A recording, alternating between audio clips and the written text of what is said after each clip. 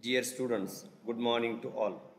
Today we have to see the next point in the sixth chapter. So let us see which is the next point. In the previous lecture, we have seen what is meant by drought, and now today we have to see what is meant by famines and what are the causes and the effects of the famines. So let us see what is meant by famine. It is literal meaning of famine is extreme inadequacy and the scarcity of the food.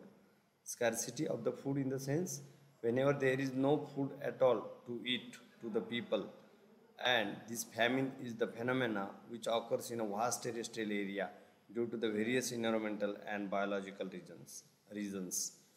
In the drought, we have seen there is a shortage of food, but shortage of water. But if the same situation occurs for a longer period, for 1 2 3 years, then famines occurs. Suppose in this year we do not have rainfall and there is no rainy season, but same condition will occur or will prevail in the next year and next to next year, then famines occur because there is a complete imbalance in the environmental and biological cycle, and that makes the problem which creates the famine. So famine is nothing but the extreme inadequacy and the scarcity of the food. So let us see the notable famines.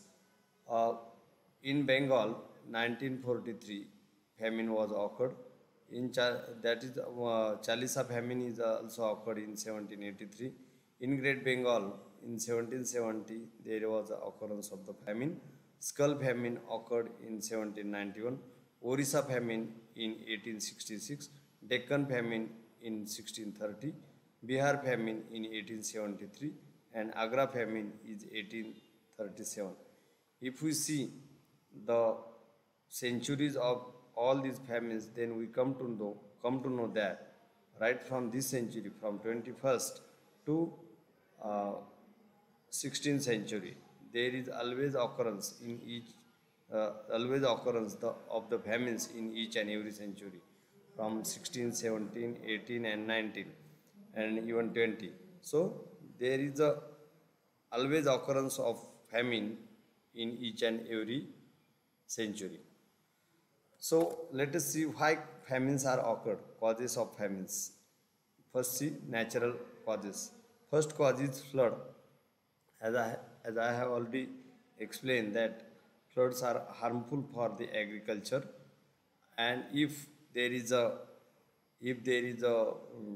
dam, if there is a damage or the destruction of the dams, floods get occurred, and due to that, whatever the storage capacity was there, whatever the storage capacity is there, that get vanished, and there is a shortage of water due to the flood. Means that water get wasted. Same way, in the cyclone and storms, all the crops and vegetation and shrubs and grasses get destroyed, and which creates the famines.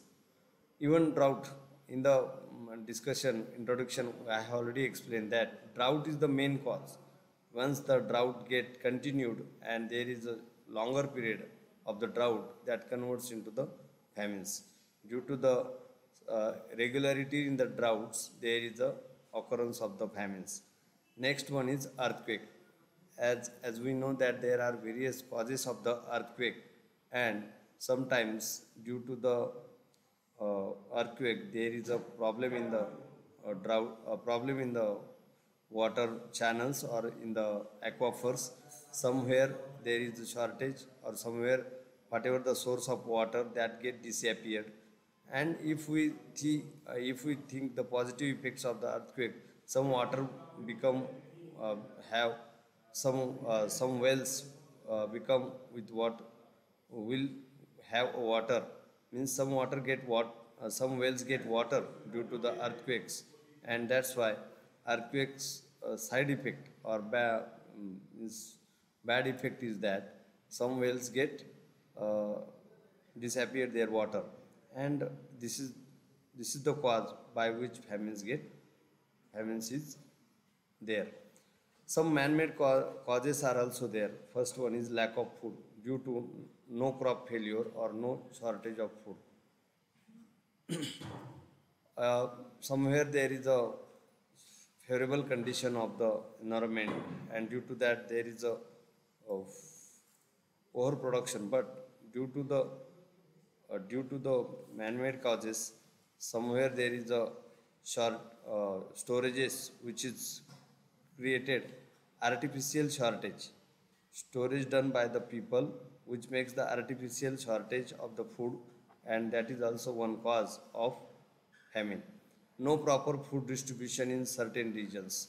As we know that government of India and government of Maharashtra uh, uh, have a system, which we can say it as a ration card system.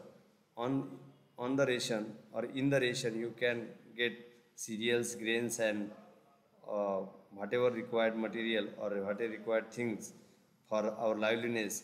But if it is not properly distributed, system is there, but if it is not properly distributed, then famines may be occurred.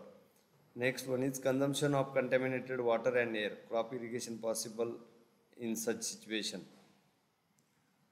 Consumption of contaminated water means, as we know that throughout the part and throughout the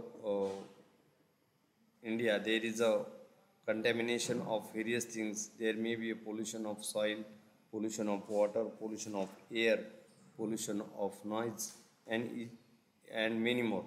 So, wherever there is a contamination of all that things, which affect on overall crop system, cropping pattern, and which affect on the overall production.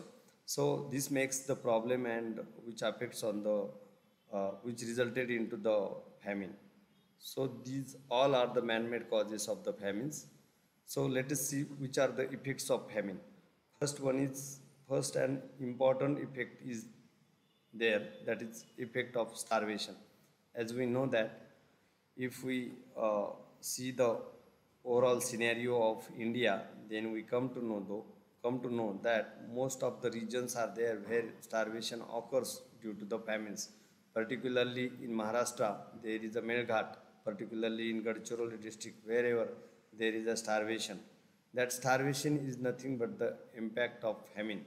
And if we see the overall world, then Ethiopia is the country which ranks the first in the starvation as well as in the malnutrition. Next one is effects of malnutrition. As we know that whenever there is a shortage of water to the crop, they can't produce properly, they can't grow properly.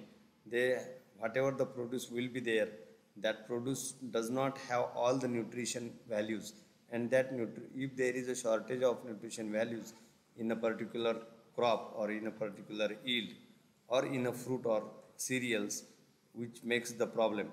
And that is nothing but the effect of famines. For this, I just want to give one example. If we are producing a fruit, and if there is a shortage of water, then that fruit cannot grow properly, and fruit, whenever they are in immature stage, they get ripened. So that is immature ripening of the fruits occur due to the famine. Next is effect of poverty. Poverty is the ultimate effect of the famine. As we know that most of the people are completely depend on the agriculture, and if there is no production, if there is no any type of yield, then there is a problem which can be converted into the poverty. Their liveliness get suffered, and most of the people go below the poverty level. Next is effect on economy. Our economy means Indian economy is completely depend on the agriculture, and if agricultural sector gets suffered due to the famine, then it automatically affect on the economy. Effect on society. Our society balance is maintained by the agriculture. If all the crops and the yield is done properly or get properly, then there is a balance of the society. But some people getting more yield and some people are not getting sufficient yield, then there is a imbalance in the society which makes the problem. Next one is effect on migration. As we know that people migrating from Vidarbha and Marathwada continuously to Nashik, Pune, Mumbai. Why it is so? It is only the effect of the famine. Continuously there is a problem of famine, and people are traveling or migrating from that region to the urban area. And the last one, effect on administration. Obviously there is a effect on administration. People has or farmer have to give packages for their liveliness, for their food, for their water, for their liveliness, and many schemes has to be developed or inaugurate for the liveliness of the people by the administrator or by the state government or central government. And so this is nothing but the effect on the administration by the famine. So this is all about the famine. So today we stop here. Thank you very much.